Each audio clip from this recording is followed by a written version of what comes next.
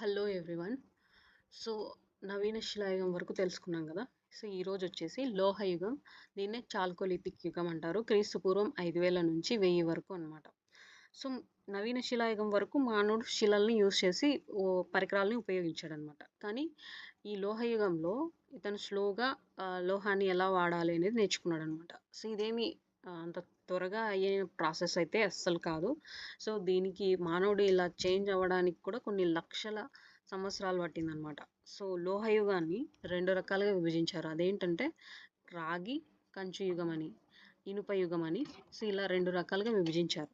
So, రాగి, కంచు యుగాన్నే తామ్ర యుగం అని కూడా అంటారు. ఇది గుర్తుపెట్టుకోండి. సో, ఈ యుగంలో ప్రజలు రాతితో పాటు రాగితో చేసిన పనిముట్లను కూడా ఎక్కువగా వాడారనమాట. సో, మానవుడు ఫస్ట్ టైం కనుగొన్న లోహం ఏంటంటే ఈ రాగినే. సో, ఈ రాగితోనే ఎక్కువ పనిముట్లని యూజ్ చేసేవాళ్ళనమాట. సో, రాగితో పాటు కంచును కూడా వాడారు. సో, రాగి మాత్రమే కాదు, రాగితో పాటు కంచును కూడా వాడారు. సో, కావున ఈ యుగాన్ని రెండవ విప్లవ యుగంగా చెప్పారనమాట. సో, రెండవ విప్లవ యుగంగా అంటారు. సో, ఇందులోనే గుండ్రటి ఇళ్ళని నిర్మించేవాళ్ళు. అవి కూడా ఎలా అంటే వాళ్ళ ఇంటి గోడలు బంకమట్టితో చేసిన ఇటుకలతో కట్టుకునేవాళ్ళనమాట మెయిన్‌గా. సో, ఆంధ్రప్రదేశ్‌లో అయితే తామ్ర శిలాయుగ ఆవాసుల్ని నవీన శిలాయుగ ఆవాసుల సం ఈ ఈ వీళ్ళిద్దరూ వచ్చేసి సమకాలీకులనమాట. సమకాలీకులు అంటే కాంటెంపరరీస్. సో, అందుచేత వీటిని నవీన శిలాయుగం, తామ్ర శిలాయుగ ఆవాసులుగా చెప్తారనమాట వీళ్ళని. సో, ఇందులో మెయిన్ పాయింట్ ఏంటంటే ఇది పీవైక్యూ క్వశ్చన్. ఫస్ట్ టైం మానవుడు ఉపయోగించిన తొలి లోహం ఏంటంటే రాగి అనమాట. అది గుర్తుండాలి.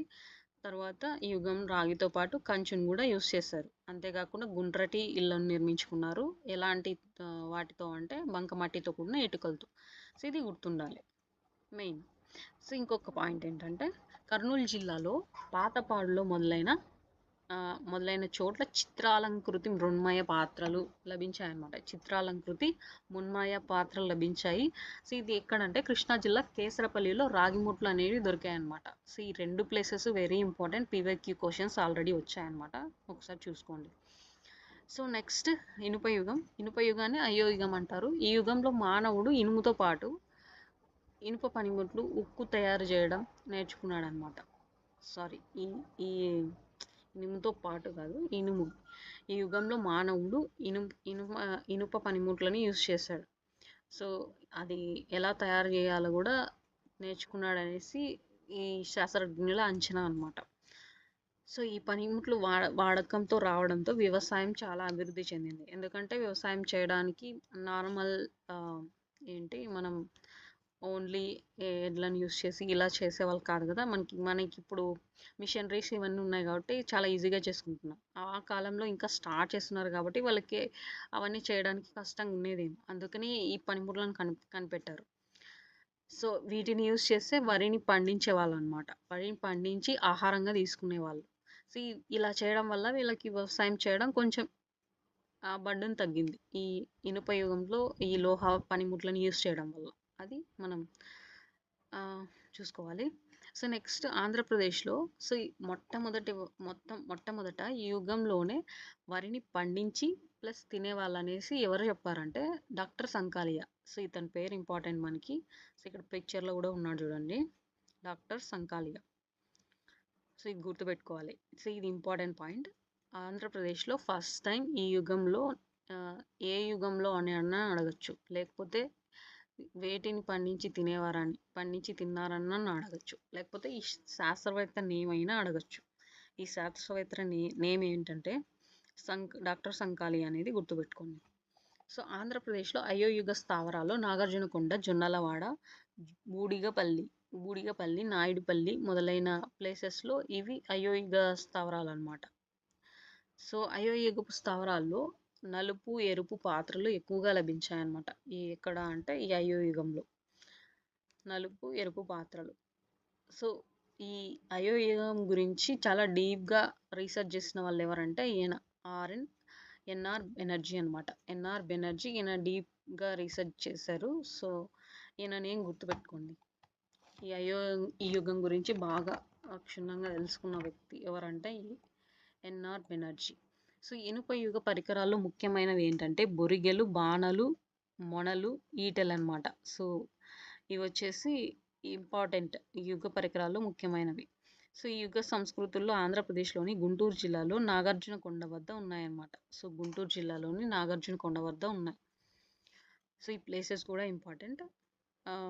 నెక్స్ట్ ఈ అయోగంలో పట్టణ జీవితం కూడా చాలా స్ప్రెడ్ అయిందనమాట. సో ఆంధ్రప్రదేశ్లో అయోయుగంలోనే ఈ పట్టణ సంస్కృతి ఎక్కువగా వ్యాపించింది. సో అంతేకాకుండా ఈ యుగంలో అతి ముఖ్యమైనవి ఏంటంటే ఈ బృహశిలా సంస్కృతి అనేది లేదా రాక్షస గుళ్ళ సంస్కృతి అని కూడా అంటారు. సో ఇది అతి ముఖ్యమైనది అనమాట ఈ లోహ శిలాయుగంలో. సో నెక్స్ట్ వచ్చేసి బృహశిలాయుగం. బృహశిలాయుగం టైం పీరియడ్ వచ్చేసి ఈ క్రీస్తు పూర్వం 1000 నుంచి క్రీస్తు శకం తొలి శతాబ్దం వరకు అనమాట. సో దక్షిణ భారతదేశంలో కొనసాగింది. దీని స్పెషాలిటీ ఏంటంటే సంస్కృత బృహత్ శిలాయుగం అని పేరు పెట్టారనమాట దీనికి. సో దీని స్పెషల్ ఏంటంటే సంస్కృతికి బృహత్ శిలాయుగం అనేసి పేరు పెట్టారు. సో ఈ యుగంలో కొన్ని స్పెషాలిటీస్ ఉన్నాయి. అవి ఏంటంటే వ్యవసాయ అభివృద్ధితో పాటు ఈ ఇది వ్యవసాయ అభివృద్ధి పెరిగిన తర్వాత మానవుడు అనేవారు ఇంతకుముందు సంచరిస్తూ జీవించేవాడు అనమాట. సో ఇలా వ్యవసాయం చేసే పద్ధతులు నేర్చుకున్న తర్వాత అతను ఒకే చోటే ఉండి జీవించేవాడు. ఎందుకంటే ఇంకా వ్యవసాయం పెడితే దానికి అన్ని చూసుకోవాలి కదా, ఒకే చోట ఉంటేనే అది పాసిబుల్ అవుతుంది. కాబట్టి ఆయన ఇంకా సంచార జీవితాన్ని వదిలేశారు. సో మానవుడు పని చేయడం నేర్చుకున్నాడు అనమాట. అది కూడా నార్మల్గా కాదు, స్కిల్ఫుల్గా నేర్చుకున్నాడు వర్క్ని. సో బృహశిలాయుగంలో యుగానికి చెందిన చిత్రలేఖనం ఎక్కడో కొన్ని ప్లేసెస్లో బయటపడినాయి. అవి ఏంటంటే ఈ కర్నూలు జిల్లాలో కేతవరంలో అనేక చిత్రాలతో పాటు బ్రహ్మీ లిపిగా రాతలు కూడా కనిపించాయి అన్నమాట. సో మనకి ఎక్కడ దొరికాయంటే ఈ బృహశిలా యుగానికి చెందిన ఈ ఈ చిత్రలేఖనాలు అంటే కర్నూలు జిల్లాలోని కేతవరం ప్రాంతంలో అనేక చిత్రాలు అనేవి దొరికాయి. అంతేకాదు బ్రహ్మీలిపితో రాసిన రాతలు కూడా ఇక్కడే దొరికాయి అన్నమాట. సో ఈ నేమ్స్ గుర్తుపెట్టుకోవాలి, కర్నూలు, కేతవరం అని. సో ఇక్కడ అంతేకాదు స్వస్తిక్ గుర్తుతో పాటు ఒక నగ్న శ్రీమూర్తి చేతిలో పద్మం కూడా దొరికిందనమాట. సో ఈ కేతవరంలోనే జింకలు, కుందేలు, కుక్కలు, పక్షులతో పాటు మానవాకృతి బొమ్మలు కూడా, దాంతోపాటు రేఖా చిత్రాలు కూడా కనిపించాయి అన్నమాట. సో ఏవేవి దొరికాయంటే ఇవన్నీ ఇంపార్టెంట్. సో అనంతపూర్ జిల్లాలో తెనగల గ్రామంలో బృహశిలాయుగం నాటి చిత్రాలు బయటపడినాయన్నమాట. ఎక్కడ? అనంతపూర్లో తెనగల. ఇక్కడ అవే బయటపడినాయంటే బల్లెము, డాలులు. సో ఈ బల్లెం, డాలు బయటపడినాయన్నమాట. సో ఆంధ్రప్రదేశ్లో ఇనుప పనిముట్లు, ఆయుధాలు, మిక్కిలి వింతైన సమాధులు ఇక్కడ దొరికాయన్నమాట. సో ఈ సమాధులను ఏమంటామంటే రాక్షస గుళ్ళు లేదా బృహశిలలు. వీటిని మెగాలిస్ అంటారనమాట. సో వీటిని మెగాలిస్ అంటారు. గుర్తుపెట్టుకోండి, రాక్షస గుళ్ళన్నా బృహశిలలన్నా మెగాలిస్ అన్నా అంతా ఒకటే. సో రాక్షస గుళ్ళని పెద్ద రాళ్ళని పిలుస్తాం మనం. సో ఇవి ఎలా ఉంటాయంటే సో ఈ సమాధుల్లో వీళ్ళు నలుపు, ఎరుపు కుండలు తయారు చేసుకున్నారు కదా. సో అలాంటి పెంకులన్నీ ఈ సమాధుల్లో దొరికాయి అన్నమాట. అంటే అప్పటికి మనం ఏమనుకోవాలి, వీళ్ళు సమాధులతో పాటు ఈ కుండల్ని కూడా పూడ్చిపెట్టేవారు అనేసి వీళ్ళ నమ్మకం అని తెలుసుకోవాలి మనం. సో ఈ సమాధులు ఎక్కువగా ఎక్కడ దొరికాయంటే ఈ బ్రహ్మగిరి, గుడివాడ, నాగార్జున కొండ, పత్తిపాడు. సో ఈ ప్రాంతాల్లో దొరికాయన్నమాట. ఏలేశ్వరం దగ్గర ఒక సమాధిలో స్త్రీ పురుష కళేబరాలు దొరికాయి. ఆ కళేబరాలు ఉన్న ఒక శవపేటిక దొరికిందనమాట. ఎక్కడ అంటే ఏలేశ్వరంలో. సో ఆంధ్రప్రదేశ్లో ఇనుప యుగం రాక్షస గుళ్ళు అనే సమాధులతో ముడిపడినట్లు తెలుస్తుందన్నమాట.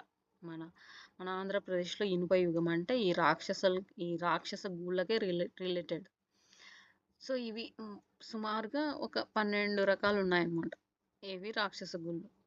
చనిపోయిన వారికి స్మృతికి చిహ్నంగా శిలాస్తంభాలు నిలుపుతాం కదా. సో వాటిని ఏమంటారంటే మెన్హీర్ అంటారనమాట. ఇవి ఎక్కడ కనిపిస్తాయంటే కృష్ణా జిల్లా రేవరాలలో కనిపిస్తాయి. ఇది గుర్తుపెట్టుకోండి. సో రాక్షస గుళ్ళను వివిధ ప్రాంతాల్లో ఇలా పిలుస్తారనమాట. చిత్తూరు జిల్లాలో అయితే కురంబర గుళ్ళు అంటారు. కర్నూలు, కడప జిల్లాలో అయితే పాండవ గుళ్ళు అంటారు. అనంతపూర్‌లో అయితే వర గుళ్ళు అంటారనమాట. సో, ఇది ఇంపార్టెంట్. సో, ఇంకొకటి మెయిన్ పీవైక్యూ క్వెషన్ చూడండి ఇది. కూజా ఆకారంలో గల సమాధులు బయలుపడిన ప్రదేశం ఏంటంటే ఈ జొన్నవాడ, నెల్లూరు జిల్లా అనమాట. సో, ఇది ఇంపార్టెంట్. జొన్నవాడ, నెల్లూరు జిల్లాలో కూజా ఆకారంలో ఉన్న సమాధులు బయటపడినాయన్నమాట. సో, కర్నూలు జిల్లాలోని వీరాపురం వద్ద జరిగిన త్రవ్వకాల్లో బృహశిల యుగం నాటి నలుపు, ఎరుపు కుండల పాత్రలతో పాటు ఇనుముతో చేసిన శూలాలు, చాకులు, కొడవళ్ళు, నాగళ్ళు, నాగలి, కొర్రులు, పారలు, కొన్ని వ్యవసాయ పనిముట్లు లభించాయన్నమాట. సో, ఇవన్నీ వీళ్ళు వ్యవసాయం చేసుకోవడానికే కదా ఈ పనిముట్లన్నీ యూజ్ చేసేవాళ్ళు. సో, నెక్స్ట్ వీళ్ళు ఏం పండించేవాళ్ళంటే ఎక్కువగా ఈ బార్లీ, వరి, ఉలవలు, జొన్నలు, వేరుశెనగలు, పెసర్లు బయటపడినాయన్నమాట. అందుకని వీళ్ళు ఇవి యూజ్ చేసేవాళ్ళని మనం అనుకోవాలి. సో, మెయిన్ వీళ్ళు అంతేకాకుండా ఆభరణాలు ఉపయోగించే వాళ్ళని తెలుస్తుంది. సో, ఎందుకంటే సమాధుల్లో ఈ పూసలనేవి ఎక్కువగా బయటపడినాయన్నమాట. సో, అందుకని వీళ్ళకి అలంకరణ ప్రియులేమో, అలంకరణ ఆభరణాలు కూడా వీళ్ళు ధరించేవాళ్ళేమో. సో, అందుకని ఇంకా చనిపోయిన తర్వాత వాళ్ళకి సంబంధించిన ఈ ఆభరణాలని వాళ్ళ సమాధుల్లోనే పూడ్చిపెట్టేవాళ్ళు. సో, ఇక్కడ ప్రజలు ఆవులు, గొర్రెలు, మేకలు, ఎద్దులు, గుర్రాలు మరియు పందులను పోషించే వాళ్ళనేసి ఆధారాలు ఉన్నాయన్నమాట. సో, అంతేకాకుండా కర్నూలు జిల్లాలోని రామాపురం నందు త్రవ్వకాల్లో బృహశిల సమాధులు, బాణపు బరిసెలు, బల్లెం, మొనలు, శూలాలు మొదలైన ఇనుప ఆయుధాలు కూడా లభ్యమయ్యాయి. సో, ఈ కర్నూలు జిల్లాలో రామాపురంలో ఎలా అంటే వీళ్ళు చనిపోయిన తర్వాత వీళ్ళతో పాటు వీళ్ళు యూజ్ చేసిన ఈ బరిసెలు, బల్లెం, మొనలు, శూలాలు, సో, ఇవన్నీ ఈ ఆయుధాలన్నీ ఇనుప ఆయుధాలే. సో, ఇవన్నీ కూడా వాళ్ళతో పాటు ఉన్నాయి. సో, నెక్స్ట్ రాక్షస గుళ్ళ రకాలు ఏంటంటే సో, సుమారు 12 రకాలు ఉన్నాయన్నాం కదా. సో, అందులో కొన్ని రకాలు ఇంపార్టెంట్ చూద్దాం. సో, అవేంటంటే సిస్ట్ అంటే ఇది మొదటి రకం సమాధి ఆకారం అనమాట. సో, బండరాళ్ళ గ్రానైట్తో శవపేటిక తయారు చేసి భూమిలో పాతి పెడతారనమాట. సో, ఈ శవపేటిక పై కప్పబడిన రాయికి రంధ్రం ఉంటుంది. సో, ఉంటుంది అంటే శవానికి ప్రాణం వచ్చి అది శ్వాస తీసుకుంటుందని వారి నమ్మకం అని అర్థం. సో, బండరాళ్ళు ఉంటాయి కదా, ఆ శవపేటిక తయారు చేసి ఆ బండరాళ్ళతోనే భూమిలో పాతపట్టే వాళ్ళు అనమాట. సో, ఇలా చూడండి, ఇలా ఈ పిక్చర్లో ఉంది కదా. సో, అది పైన ఒక హోల్ పెట్టేవాళ్ళు అనమాట. ఎందుకంటే వాళ్ళు ఇంకా బతికే ఉన్నారు, ఆ బ్రీత్ అనేది తీసుకుంటున్నారు అనేసి వీళ్ళ నమ్మకం. సో, ఆంధ్రప్రదేశ్లో అయితే ఇలాంటివి వైజాగ్లో తప్ప ఇతర అన్ని ప్రాంతాల్లోనూ కనిపించాయన్నమాట. సో, ఈ వైజాగ్లో తప్ప అన్ని ప్రాంతాల్లోనూ కనిపించాయి. ఈ పుంగనూరు ఎక్కువగా కనిపించింది ఎక్కడంటే ఈ పుంగనూరు చిత్తూరులో ఉంది. సో, ఇక్కడ కనిపించాయన్నమాట ఎక్కువగా. ఇది ఇంపార్టెంట్, గుర్తుపెట్టుకోండి. ఎక్కడ అసలు ఇలాంటి సమాధులు కనిపించలేదు అంటే వైజాగ్.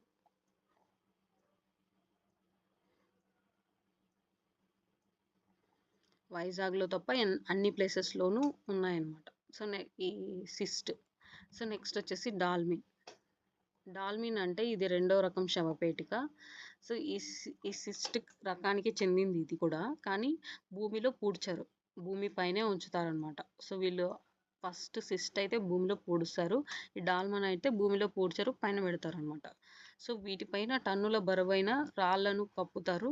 సో, ఇవి కృష్ణా, చిత్తూరు, తర్వాత తూర్పు, పశ్చిమ గోదావరి, గుంటూరు, కడప, కమలాపురం, సిద్ధాపురం, ఒంటిమిట్ట జిల్లాలో కనిపిస్తాయి. సో, ఇవి గుర్తుపెట్టుకోండి. ఇది కూడా సిమిలర్ టు సిస్టే, కానీ వీళ్ళు భూమిలో పాతి పెట్టరు, పైన పెడతారు. అంతేకాకుండా బరువులు కలిగిన రాళ్ళని దీనిపైన పెట్టేవాళ్ళు అనమాట. సో, ఇవి ఎక్కడ బయటపడినాయంటే ఈ నేమ్స్ గుర్తుండాలి: కృష్ణా, చిత్తూరు, తూర్పు, పశ్చిమ గోదావరి, ఈ గుంటూరు, కడప, కమలాపురం, సిద్ధవట్టం. ఈ కడపలో అయితే కమలాపురం, సిద్ధవటం, ఒంటిమిట్ట జిల్లాలో కనిపిస్తాయి.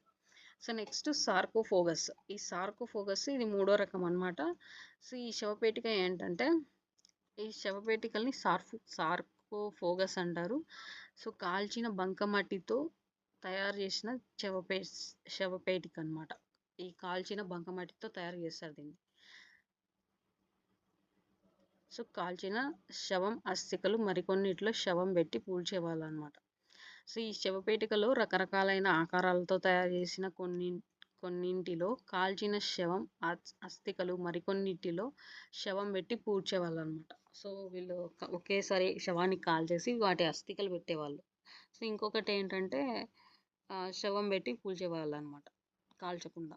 సో కర్నూలు జిల్లాలో అయితే శంఖవరం గ్రామంలో గొర్రె ఆకారంలో ఉన్న సమాధులు కనిపించాయన్నమాట. ఇది పీవైక్యూ క్వశ్చన్, ఇంపార్టెంట్. ఈ శంఖవరం గ్రామంలో గొర్రె ఆకారంలో ఉన్న సమాధులు కనిపించాయి. సో కృష్ణా జిల్లా తెన్నేరు కంకిపాడులో ఈ సమాధులు బయటపడినాయన్నమాట. సో ఇది కూడా ఇంపార్టెంట్. సార్కోఫోగస్ ఎక్కడ ఈ సార్కోఫోగస్ సమాధులు బయటపడినాయంటే ఈ నేమ్స్ గుర్తుండాలి మనకు. కర్నూలు జిల్లాలోని శంఖవరం గొర్రె ఆకారంలో ఉన్న సమాధులు అయితే బయటపడినాయి. ఈ కృష్ణా జిల్లాలో అయితే తెన్నేరు కంకిపాడులో ఈ సమాధులు బయటపడినాయన్నమాట. సో నెక్స్ట్ మెన్హీర్ అన్నమాట. మెన్హీర్ ఇది 4వ రకం. ఇది రాక్షస గూళ్ళతో చనిపోయిన వారి స్మృతికి చిహ్నంగా శిలాస్తంభాలు నిలుపుతారనమాట. సో దీనిని భూమిలో పాతిపెట్టి ఆ సమాధిపై వివిధ ఆకారాల్లో గల 2 నుండి 6 మీటర్ల పొడవు గల స్తంభాలు శిలలపై పాతి పెడతారనమాట. వీన్నే మెన్హీర్ అంటారు. స్మృతికి చిహ్నంగా శిలాస్తంభం నిలుపుతారనమాట. అది గుర్తుండాలి. సో పాతిపెట్టిన సమాధి వివిధ ఆకారాల్లో గల 2 నుంచి 6 మీటర్ల పొడవు గల స్తంభాలు శిలల్లో పాతిపెడతారనమాట. వాటిని మెన్హీర్ అంటారు. ఎక్కడ దొరికాయంటే కృష్ణా జిల్లా రేవరాల్లో, కళ్యాణదుర్గం, అనంతపూర్లో బయటపడినాయన్నమాట ఈ మెన్హీర్. సో ఇక్కడ ఉంది చూడండి పిక్చర్. సో 2 నుంచి 6 మీటర్లు కలిగి ఉంటాయి ఈ స్తంభాలు అనేవి. ఈ స్తంభాలు పాతి పెట్టేవాళ్ళు. సో రాతి వలయాల సమాధులు. ఈ రాతి వలయాల సమాధులు ఏంటంటే మృతదేహంతో పాటు అనేక వస్తువులను ఖననం చేసేవాళ్ళు. సో ఈ సమాధి చుట్టూ రాళ్ళను పేరుస్తారనమాట. సో ఆ సమాధి చుట్టూ రాళ్ళను పేరుస్తారు. తాటిపత్రి, అనంతపూర్ జిల్లాలో ఇలాంటి సమాధులు అయితే కనుగొన్నారనమాట. సో వీళ్ళు చనిపోయిన తర్వాత వీళ్ళ వస్తువులు కూడా వాళ్ళతో పాటు పెట్టేసి ఖననం చేసేవాళ్ళు అనేది గుర్తుండాలి. ఎక్కడ రాతి వలయ సమాధులు అని అర్థం వాళ్ళు. అంతేకాకుండా ఈ ఖననం చేసిన తర్వాత చుట్టూ రాళ్ళను పెట్టి పేర్చేవాళ్ళు. సో అందుకే వీటిని రాతి వలయ సమాధులు అంటారు. సో కుండ సమాధులు ఏంటంటే మృతదేహాన్ని దహనం చేసి చితాభస్మాన్ని ఒక కుండలో ఉంచేసి సో వాళ్ళ అనేక వస్తువులతో పాటు పూడ్చిపెడతారనమాట. ఇవి తమిళనాడులోని చెనల్లూరు కుండ సమాధుల్లో కనుగొన్నారనమాట. సో నెక్స్ట్ రాతితో తొలిచిన సమాధులు. ఈ రాతితో తొలిచిన సమాధులు అనమాట. కొండరాళ్ళతోనే సమాధులు తొలిచి శవంతో పాటు మరియు వస్తువులను పూడ్చిపెడతారనమాట. సో ఏంటి రాతితో తొలిచిన సమాధులు. కొండరాళ్ళతోనే సమాధులు తొలిచి, అంటే కొండలు ఉంటాయి కదా దానిలోనే ఈ సమాధులు అనేటివి వాళ్ళే తొలిచి వస్తువులను దాని మీద తొలిచేసి వస్తువులను పెడతారనమాట. సో ఇలాంటి సమాధులు కేరళలో కనిపించాయి. ఆంధ్రప్రదేశ్లో అయితే జొన్నలవాడ గ్రామంలో కనిపించాయి ఈ రాతితో తొలిచిన సమాధులు అనమాట. ఇవి గుర్తుండాలి. డెంటోకొనాలజీ అంటే బాగా వయసున్న చెట్టు కాండంకు ఏర్పడిన గుండ్రటి వలయాకార ఆధారంగా దాని కాలం చెప్పే పద్ధతి వార్షిక వలయం. దీని వయసును నిర్ధారిస్తారనమాట. సో మనకి చెట్టు మీరు చెట్టును కోసినప్పుడు దాని మధ్యలో చూసారా అసలు ఇలా లైన్స్గా ఉంటాయి. అవి కూడా ఎలా ఉంటాయి, సర్కిల్ లాగా ఒక చిన్న చిన్న లైన్స్ రౌండ్గా ఉంటాయి. సో వాటిని యూజ్ చేసి వీళ్ళ వయసుని, అంటే ఈ కాలాన్ని కనిపెట్టేవాళ్ళు. సో ఏ కాలానికి చెందినవారు అనేసి, ఇది ఏ కాలానికి చెందింది అనేసి. సో అలా కనుక్కునే పద్ధతిని ఏమంటారంటే డెంటోకొనాలజీ అంటారు. బాగా వయసున్న చెట్టు కాండాలని ఏర్పడిన చూడండి. బాగా వయసున్న చెట్టు కాండంని ఏర్పడిన గుండ్రటి వలయాలను వీటి ఆధారంగా ఇలా కనుక్కుంటారనమాట వయస్సుని. అంటే ఈ కాలం ఏ కాలానికి చెందినవో దానిలో వయసుని నిర్ధారిస్తారు. సో అప్పటి నుంచి ఇప్పటి వరకు వాళ్ళ దానిలో వయసుని కౌంట్ చేస్తారనమాట. సో అలాంటి వాటినే డెంటోకొనాలజీ అంటారు. నెక్స్ట్ యురేనియం డేటింగ్ పద్ధతి. ఇది శిలాజాల జీవిత కాలాన్ని తెలుసుకోవచ్చు అనమాట. శిలాజాల జీవిత కాలాన్ని. సో మానవుడు మొదటగా రాగి లోహాన్ని కనుగొన్నాడు. రాగి లోహాన్ని ఉపయోగించాడు. చివరగా ఇనుముని ఉపయోగించాడు అనమాట. సో మనం చెప్పుకున్నాం కదా, ఫస్ట్ టైం యూస్ చేసింది రాగిని. సో ఇప్పుడు చివరిగా యూస్ చేసింది లోహాన్ని అనమాట. సో ఇంతటితో ఆంధ్రప్రదేశ్ ప్రీ హిస్టారిక్ కల్చర్ అనేది